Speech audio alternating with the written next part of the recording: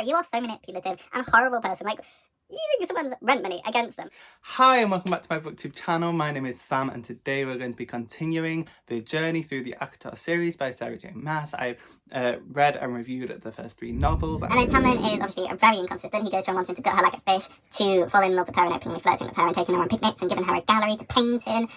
And it was so boring. Oh my god, I couldn't care less. Like, I have this hypothesis, me aside this, I have this theory that Rhysand has a kink for other people's pain. And the videos did so well that I was like, I can't just leave off on the 3rd book like I wanted to. I really wanted to just stop at book 3.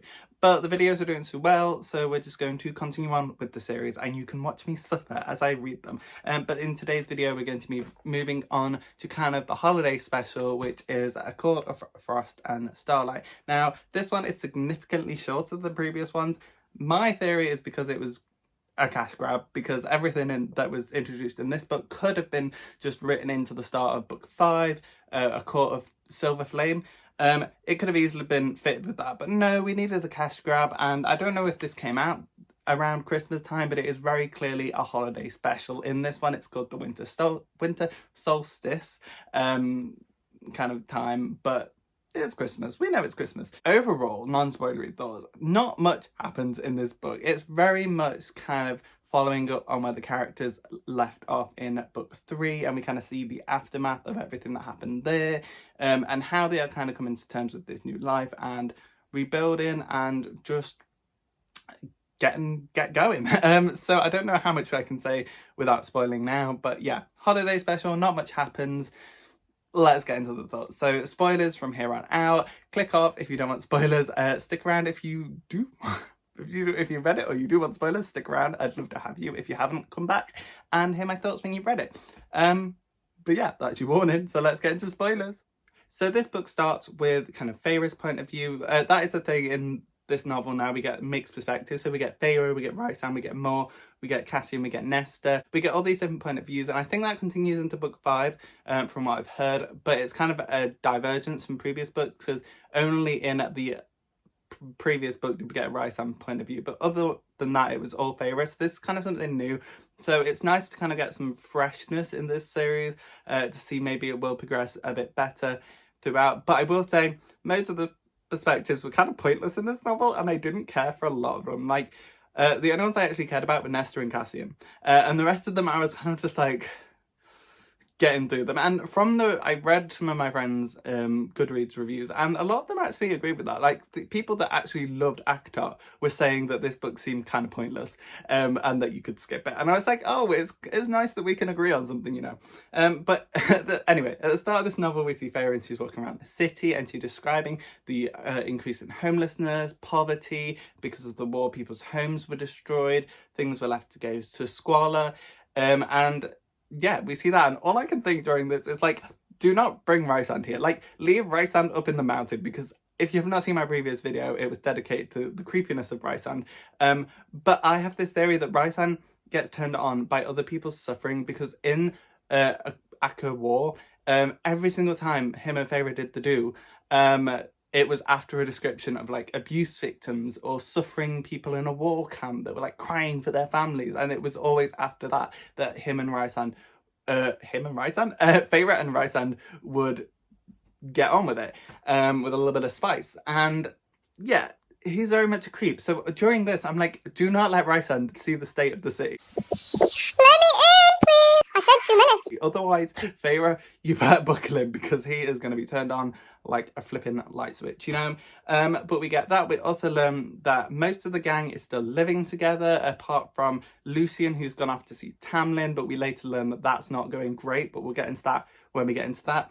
We also learn that as soon as the war was over, Nesta was like, I've had enough of you, and she moved out, and she did this thing where she purposely went to like the most run down part of this town just to rub it in, and we do learn a bit more about that. But at the start, it's very much like she just did not want to be near them at all, and she just completely just went other side of the sea. And I agree with that. I would have done the same, Nesta. I would have done the same. But yeah, that's where everyone is, and we see Feyre and she's walking around the city. She's trying to think of her Christmas shopping list for Rhysand and that, and I couldn't care less. I couldn't care less. So that was very much tedious and boring. But that's where we start, and she kind of sees this art shot for sale that kind of comes up later, but it's kind of contradictory, and it shows the like stupidness of Feyre, because in the start she's like, oh, I don't really want to, I could buy it, but like I don't want to waste the money for it. Do I really need it? And we've got all other stuff to deal with. But then she's like, but we have endless money at the Night Court because Rhysand is so rich. He's a High Lord of the Fae and he has all this money, and now I have it all too. And it's like, okay, if you have endless money, just buy the shop. Come on, get on with it. But yeah, that gets contradicted later when she does just buy the shop after saying that they didn't have the money for it. Okay, anyway. Okay, so a little bit more on Nesta. I will just say she is my favourite character, and her perspective in this novel, it's only short, but it was my favourite part, and her and Cassian are who I'm here for now. Like, I am here for Cassian and Nesta. I want to see how their story develops. Everyone else, I do not care about. Okay, moving on to Rhysand, which I don't want to do, but we have to talk about Rhysand because he has a huge point of view in this book. So we start off with Rhysand, and he's like walking around the home, and he sees the kitchen table, and he is immediately like, oh, as soon as I look over at the table, all I can think of is Feyre bent over it. It is my favourite spot. And I'm like, seriously?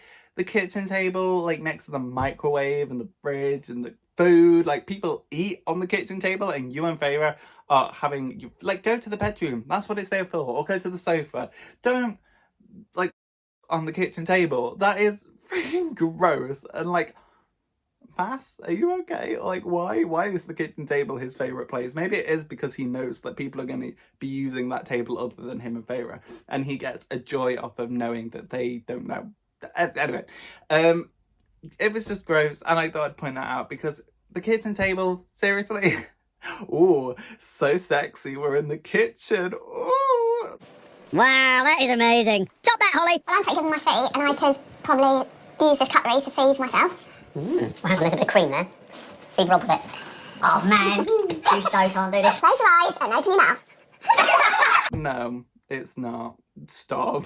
But we also hear that he is shocked that Feyre has chosen to be with him because he has this kind of trauma where his parents are kind of forced to be together, and he felt very much like that would end up being for him. But with Feyre choosing to be with him, he's like shocked. And I'm like, are we forgetting book 1 where you kind of pimped her out and kind of forced that on her, and you've also were very much by Master's hand forced to be with her, because it was clear that Feyre was supposed to be with Tamlin in book 1, and then in book 2 it's completely reversed and she's with you. So it is both meta and in the universe forced, you know. So I don't really know where you're getting there, Rhysand. I know that's not me saying I support Tamlin. I will get that straight off my chest right now, because I got so many comments in the previous video saying like, Tamlin did nothing wrong, hashtag Team Tamlin, or like that kind of thing, like defending Tamlin. And I'm like, hold up.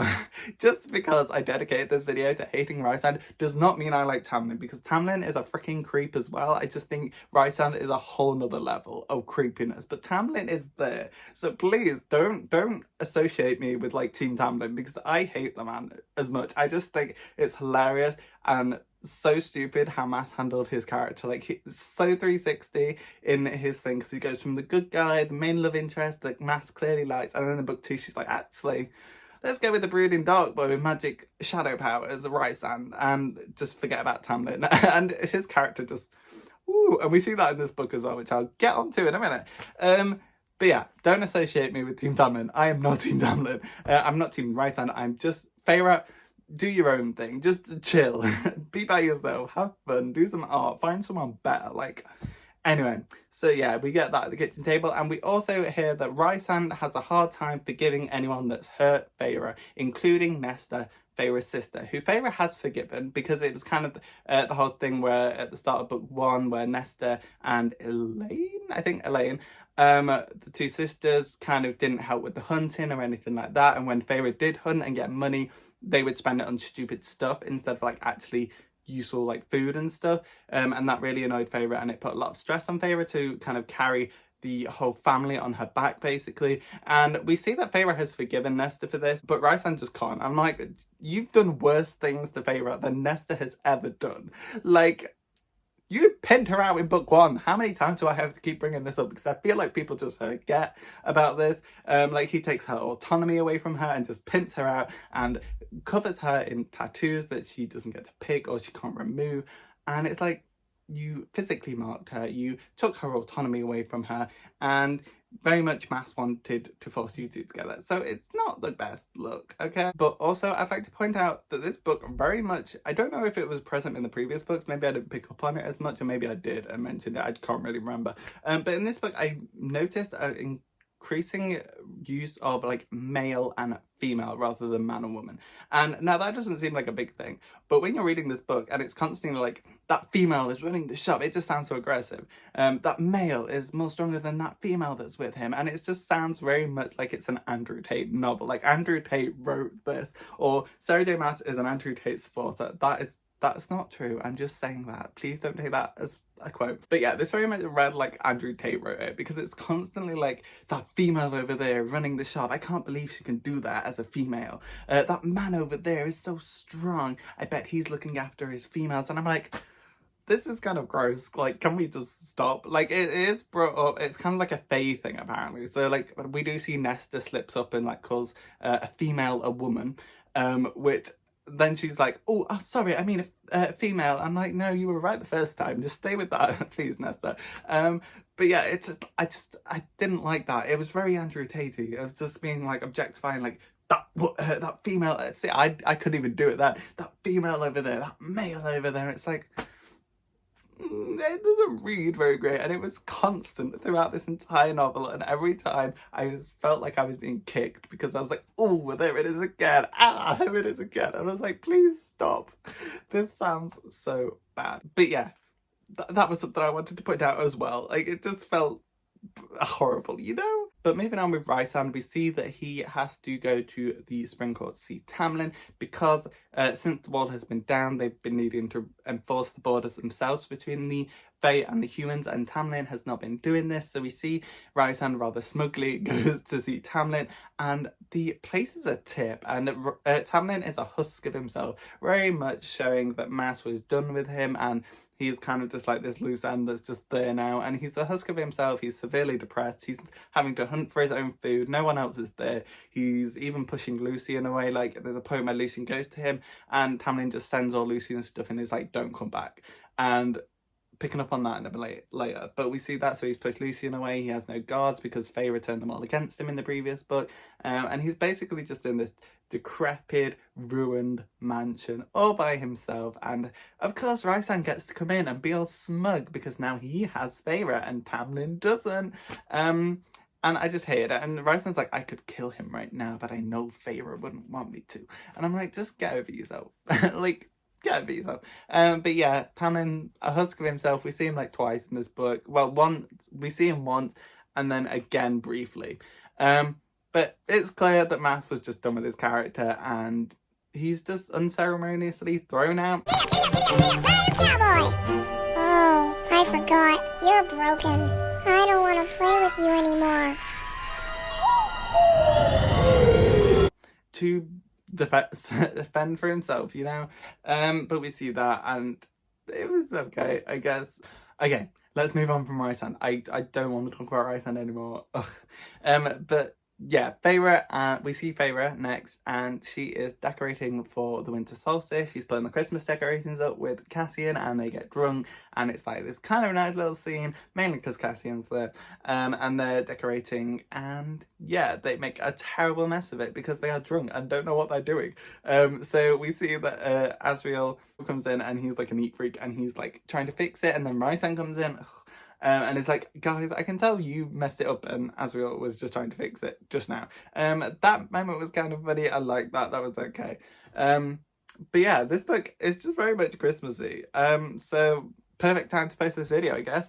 But yeah, there's also kind of this cringy moment where the character Amaran, who was kind of this immortal, kind of goddessy kind of person in the previous books, she had to like sacrifice that and became mortal at the end of the previous book.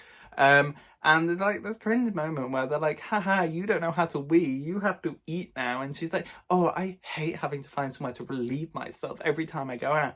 And it's like, I get you trying to like humanize her and kind of poke fun of like she's not immortal anymore, but like, toilet humor, really? is that how low we're stooping now? It was kind of cringy and it was unnecessary. It wasn't even funny. I was just sat there like, is this what we're talking about? You could have chose anything and you chose going for a wee and having poos and stuff, and it's like, okay. I know this was originally a YA, but like we all know it's not a YA, so maybe that was just the surviving remnant of what was supposed to be the young adult aspect. But yeah, it was cringe and it was weird and out of place. So we see that Feyre is constantly pestering Nesta about this Christmas celebration, this winter solstice celebration.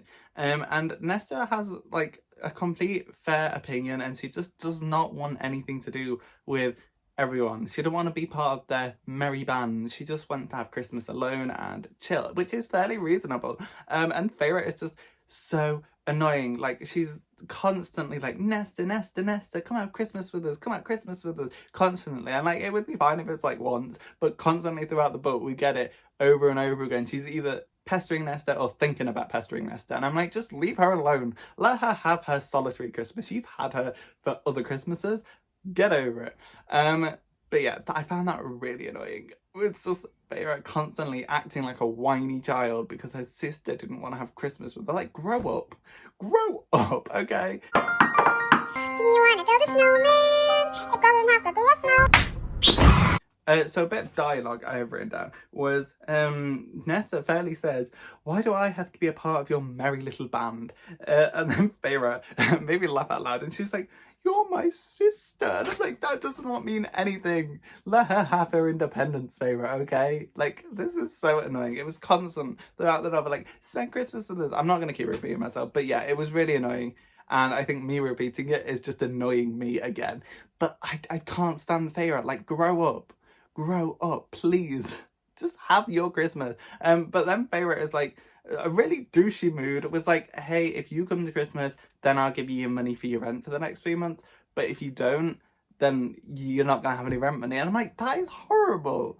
That is horrible to use someone's situation, like Nesta having this situation of having to be out by herself and wanting her own place. And Feyre is holding that above her head like, well, you can only have it if I pay for it, so you got to do what I say. And I'm like, Feyre, you are so manipulative and a horrible person. Like, using someone's rent money against them. Like, you know she can't pay it herself. She is brought into this land of Fae with nothing. She was poor before it anyway, but even now she's in a completely different part of the country with not really anyone she likes. And you're just going to hold this against her. That's really horrible.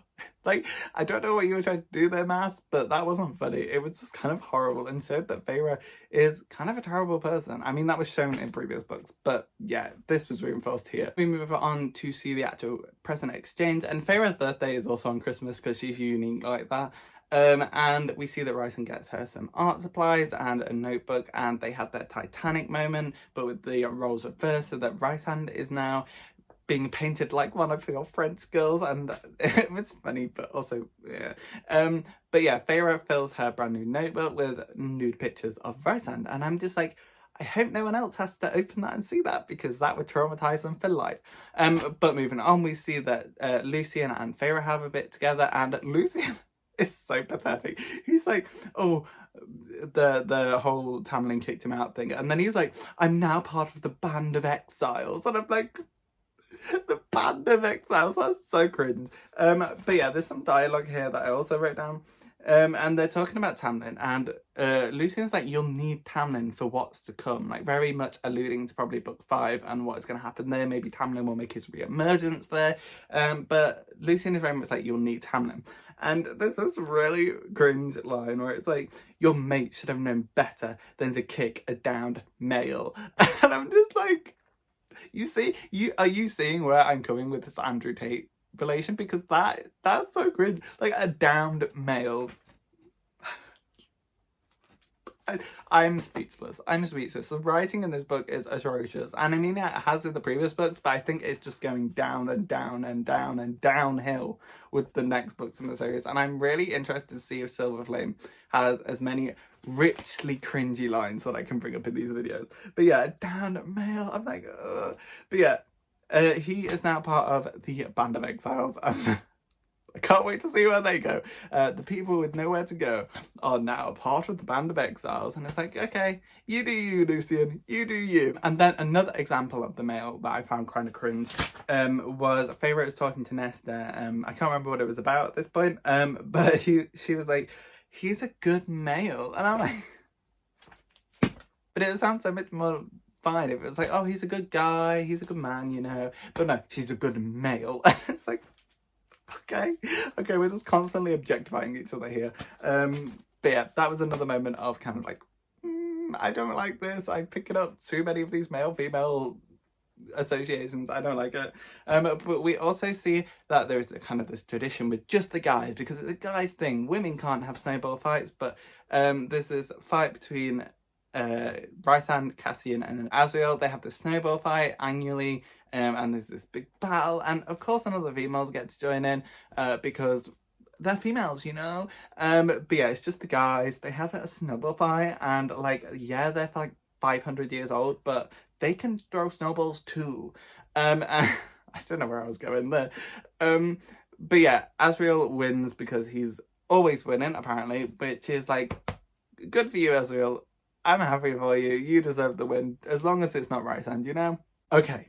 So, we're getting on to my favourite part right now. So, we are now on the day of the winter solstice, and we're all celebrating. Everyone's around, passing presents between each other, and there's a knock at the door, and it's Nesta. She's here, of course, because she needs her rent money. She is here, and she sits there, and she has a little bit with Elaine. Like, Elaine is trying to be like, hey, Nesta, you came. Like, bless Elaine. She's so pure and innocent. Like, I kind of like Elaine, you know, but she's not really a character. She's just there, you know. But Nesta comes, she's silent the whole time, and it's like that position that I know quite well, where you're just surrounded by people that feel like they should be your family or like your friends, and you're just there like, yeah, and it's kind of really awkward, and you just kind of like drown in the voices, and you're just sat there completely isolated from this group of like joyful, screaming, happy, laughing people in front of you, and you're just kind of like, when's this going to be over? And I felt so much for Nesta during this moment. And I was like, please just let her go home. Please just give her rent money so she can go. But yeah, by the end of the time, she does eventually go, and Feyre gives her the money. Feyre, I can't do that on YouTube. Feyre. But yeah, she gives her her rent money. Nesta goes, and Cassian has this moment, because Cassian is supposed to be a mate, which is like soulmate. And he's like, you know what, I'm done not trying to feel these feelings. I'm gonna go tell her how I feel. And he runs after her, and this is my favourite moment of the entire novel, and probably the only important part of this book. And he runs after her, and they have this moment in the snow, and he's holding a present, and he's like, please just talk to me, let us just get to know each other. I know what we've been through, it's been tough, but let's just talk. And Nesta, she just can't deal with it, and she's like, no, and she walks away, and Cassian like throws the present. He's so distraught, and it's like, oh, like, this is what you should get in a Christmas film. It's like that scene in a Christmas film. Every Christmas film to do with love has this scene, and it's just, it just hurts every time. And then we switch to Nesta's point of view, and she gets home, and she kind of knows that he's followed her home, and she has this moment that's kind of funny, and she's like, I'm just not going to turn the lights on so he doesn't know if I got home okay, which is kind of funny. But yeah, and then she is kind of like, oh, he's nice, but she says, specifically, she says she hasn't felt anything in months, so she's clearly suffering with some kind of like trauma from the previous books, as of course she probably should be, because she saw her father murdered in front of her, she saw Cassian get like crushed in front of her, and she put her life at stake to save his. She stood in front of him in front of Highburn, and obviously that's going to be very traumatic, and she saw her sister murder someone as well, so of course that's going to be so traumatic for her. But yeah, it's just really sad, and she feels like a very consistent character, unlike all the other ones who are just fine with murder, especially Rhysand. And yeah, I think that's why I like Nesta so much, because she deals with things so realistically. And it would make sense to be like depressed after seeing all this, like feeling not a part of this world that you've been dragged into because the Cauldron gave her all the powers, so she can't just go back to her old life. And she's been taken away from everything that made her happy. Like, she was happy even when they were poor, when she was buying things for herself and with her sister. And now she's in this completely different world, and I really feel for her. And she has this moment where we kind of see that maybe she does have feelings for Cassian, but she just can't express it because of the overwhelming kind of depressing thoughts that she's been having. And it's so sad. And I think this plays into the book 5. I think from what I've heard, I think it's very much Cassian and Nesta related. So maybe it will be good compared to the previous 3 books, 4 books now. But yeah, I just really like Nesta, and I really kind of start to like her relationship with Cassian, and I hope they can work together to kind of reconcile this and kind of move forward past the whole Highburn and the death of the father. I hope they can do that. And I'm really rooting for you, Nesta. I'm rooting for you. You're the only character in the series that I remotely like. But yeah, it was so sad. Okay, so let's wrap up this video. Unfortunately, we have to go back to Rhysand and Feyre. So they're having this exchange. Feyre is like, hey, I want you to remove the eye tattoo that you put on me when he was like snooping on her and pimping her out. I want you to remove it and put the symbol of the night court on here. And he's like, you know, that's permanent, right? And she's like, yeah, I don't mind. I want that reminder, and I want to feel part of that. So it's like weird, and there's like this clear moment where Rhysand is clearly willing just to lie, blatantly lie to her, and it's just kind of overlooked. And he's like, so they're getting it removed, and Rhysand is like, I never snooped, you know, because the eye is kind of like a pathway for him to kind of like look in on what she's doing and stuff. And he's like, I never snooped, you know, and it's like, and then Feyre's like, you certainly did, and he's like, fine, can you forgive me? Like, you were blatantly just going to lie until she called you out on that. And it's like, oh, I hate him so much. He's so creepy. Why do people like Rhysand? But he clearly wanted to lie to her there. But she's still letting him brand him for the 2nd time, but this time he has consent, so that's good. Not even bringing up that he marked her beforehand without her consent, you know. But yeah, it was just red flags, red flags, red flags, red flags for the past 4 books. Feyre, please just find someone better, find someone else, please. But yeah, we see that's the first page of notes done. And then Rhysand is like, any last words before I mark you forever? And I'm like, this isn't sexy, Mrs. Maas. Like, this is not sexy at all. Like, but yeah, any last words before I mark you forever? Yes, how about get the hell out of my house, okay? But yeah, when I put in my notes, I was kind of feeling sassy, and then after that quote I put, well, you never asked the first time. I don't know, I was sassy when I was writing these. And then they, obviously, but they also mind at the same time, so wow. So yeah, and they do it so hard that they break everything in the room. Very much like we see in 4th Wing, where they set a whole forest on fire because of Violet's lightning powers. I don't know what it is with these books and just breaking everything. Like, just be more careful, guys, you know? But yeah, we learn that Feyre wants to have you try for a baby, and we see that kind of thing. You see the meme very much on Bookstagram. It's like, in fantasy novels, instead of like contraception, they say the contraceptive potion, the lotion, and stuff like that. And I'm just like, it shows up here, and it's like, Rhysand stopped taking his contraceptive potion, and I was like, okay, I get what people mean now. But the novel ends with clearly disregarding the struggles with deciding how to use money at the start that was shown at the start of the book, and Rhysand just buys her a whole estate to live on, and he buys her the art shop.